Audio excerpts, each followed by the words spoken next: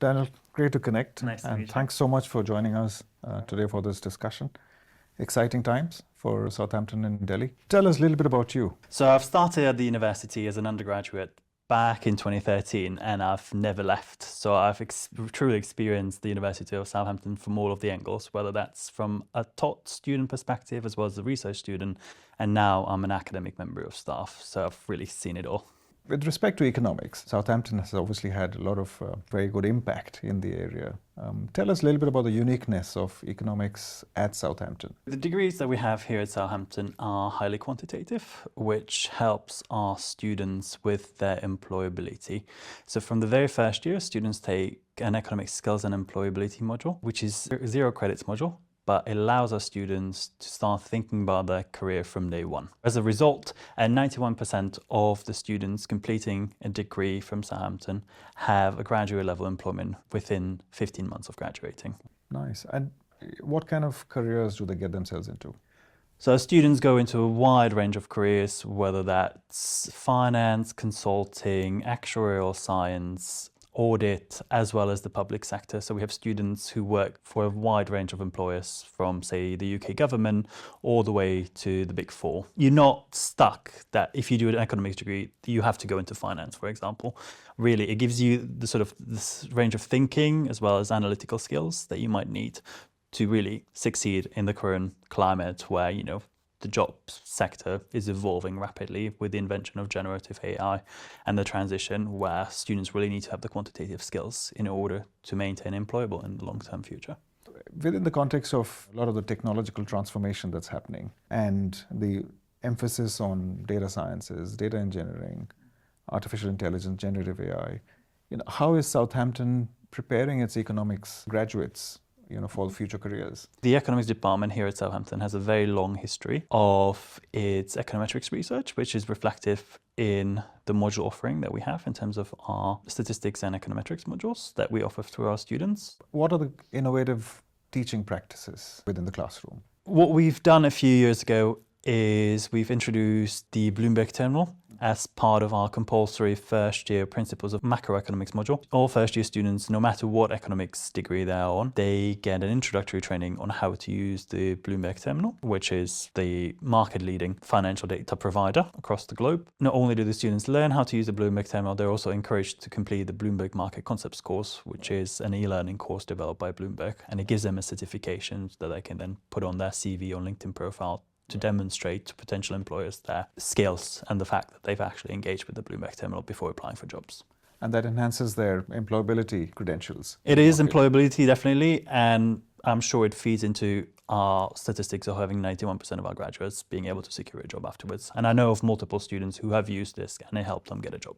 Southampton Delhi is also going to have the Bloomberg Terminals, and I'm sure the students are looking forward to that. What advice would you have, let's say, for the prospective students applying to Southampton at the Delhi campus about what they can expect with respect to their teaching experience or in overall experiences as far as Delhi is concerned? Students in our Delhi campus will have the advantage of a brand new campus, purpose-built, with the program team being involved throughout the entire design process. We've looked at what the best setup for the students teaching would be, so that students don't just sit in traditional lectures, forward-facing style, but we also have a variety of other layouts, roundtables, as well as small seminar rooms, the financial laboratory, or FinLab for short, which is going to have the Bloomberg terminals.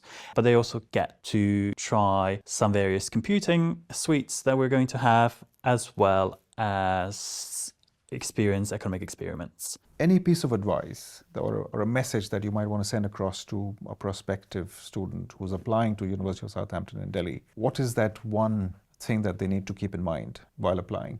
I would say that anybody who's planning to apply to a degree in economics at University of Southampton Delhi should have the aptitude not just for economics thinking, but also mathematics, meaning that not only do they enjoy it, but that they have a strong foundation in both algebra and calculus, as the way we teach economics is very much underpinned by the quantitative skills that come with it. The interconnectedness of markets internationally, how does Southampton University provide that kind of global learning or global experience within economics?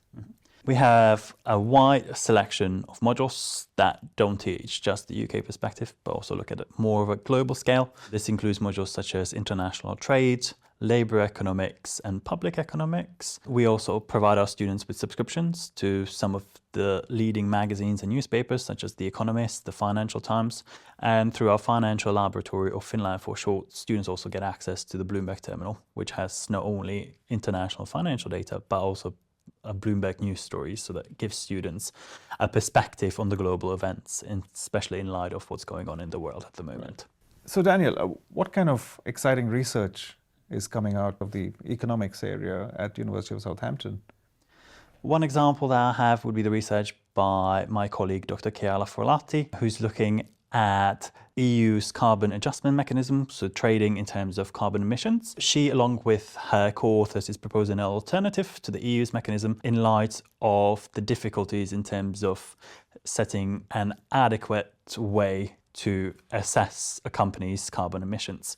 And the way why this is important and why a student should pick, or why a student would benefit from going to a research university, is that Dr. Folati teaches on our second year dynamic macroeconomics module, which allows our students not only to learn about macroeconomics, but also see how the academic staff teaching on these modules links their research to their teaching as well as practice. Right. And of course, from a research-intensive university standpoint, which Southampton University UK is, and that's exactly what we're doing, in the Indian context. The University of Southampton Delhi also being a Triple Helix university, and we would like research, teaching, as well as knowledge enterprise and exchange being very prominent over there and creating impact in the country. How does a student benefit from being at a research-intensive setup like Southampton?